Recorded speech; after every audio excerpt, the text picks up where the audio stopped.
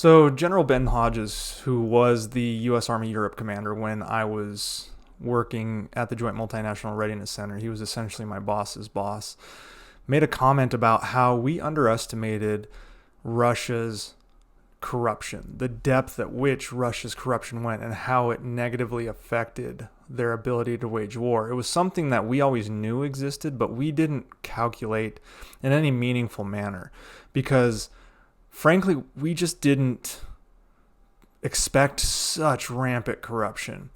I mean, in recent years, it's come to light that the Russian military has been plagued by numerous corruption scandals. It ranges from stealing aviation fuel to selling military equipment and resources. And it's obviously leading to a problem on the front line. For instance, 6 Russian logistics officers were found guilty of stealing more than 360 tons of aviation kerosene worth about $10,000. Each officer received fines equivalent to about $627. So of course they're going to continue doing that. They are getting fined way less than they're making. In a similar case, an aviation instructor named Sergei Bravko overreported fuel purchases, stealing $3,500 from Russia. Lieutenant Molchenev, who is in a training squadron, committed the same crime, stealing $30,000 and receiving only a $627 fine when he was caught.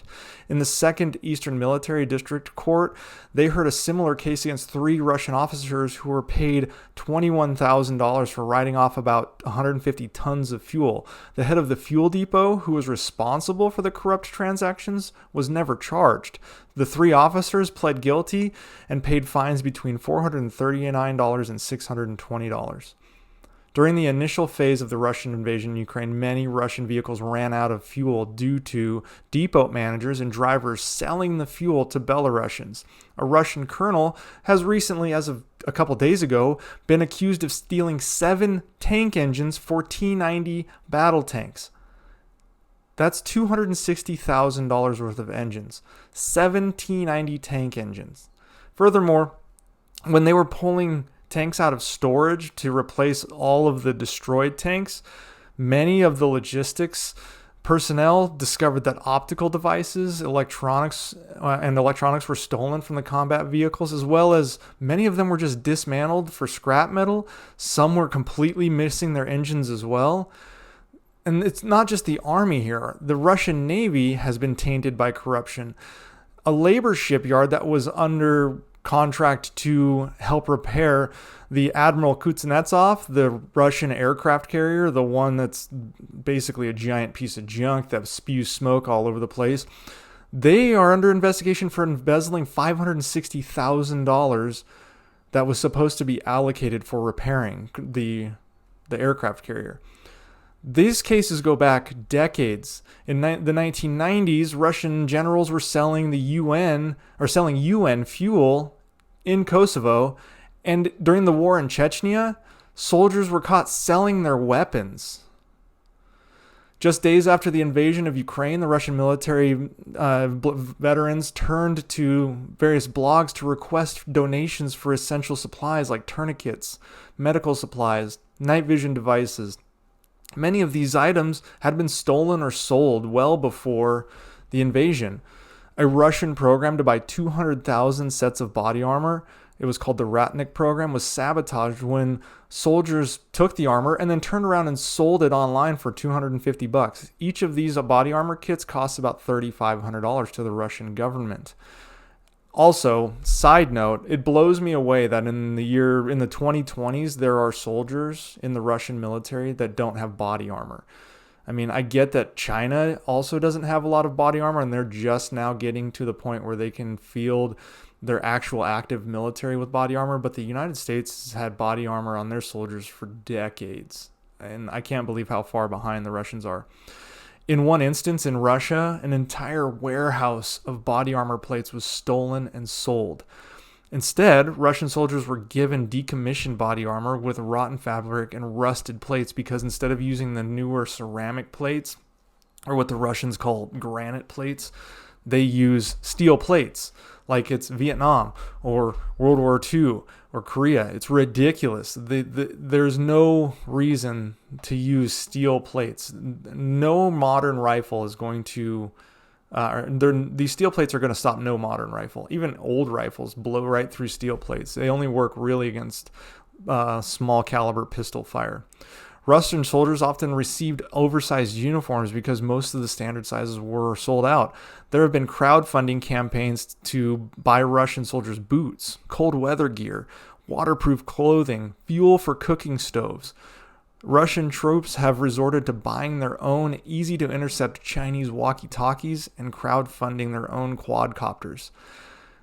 Videos came out last year showing expired ration packs being carried by Russian soldiers, some of which were expiring in the year 2015.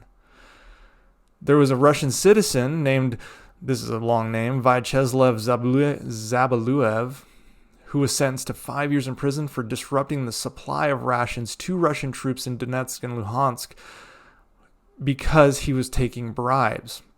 The primary supplier of the catering services for the Russian armed forces, which is Voentorg, is connected to Yevgeny Prigozhin. He's worth $200 million. The corruption also extends to the use of conscripts for construction work rather than using them in training. Some of them only get 2 training events a year and are being used to build civilian projects and build the homes of the officers while they take under-the-table payments. One Russian officer explained, and this is a quote, "During my years of service in an engineer unit, I often saw how suitable military equipment together with personnel was sent to work at civilian construction sites. This was a way for the higher command to earn money. All junior personnel will work for free, and the civilian customers will pay the commander under the table." Again, this reduces the time available for training, and it means that soldiers would only visit the training sites once or twice a year, as per this Russian officer. Twice. That's crazy to me. Even our reserves and National Guard do the 1 weekend a month, 2 weeks a year training. This is like Shawshank Redemption, where they were using inmate labor and taking the money under the table. Despite the clear evidence of corruption, top Russian officials, all the way to the top, remain unscathed. Defense Minister Sergei Shoigu has an $18 million mansion and has reportedly made $102 million in deals with the Ministry of Defense for defense purposes as well as emergency situations. No member of the Kremlin makes more than $300,000 a year in salary, yet they're all millionaires. But it goes all the way to the top. Vladimir Putin's official salary is $300,000 a year, yet some estimates place his net worth at a staggering $200 billion. The man owns a $1.4 billion mansion on $300,000 in annual salary. That's unbelievable. So it's no wonder they struggle on the battlefield, because their equipment is built in a half-assed manner. It's completely rotting. It has been a series of trickle-down corruption from Vladimir Putin all the way down to the soldiers stealing the copper wiring and gold plating out of equipment for their own benefit.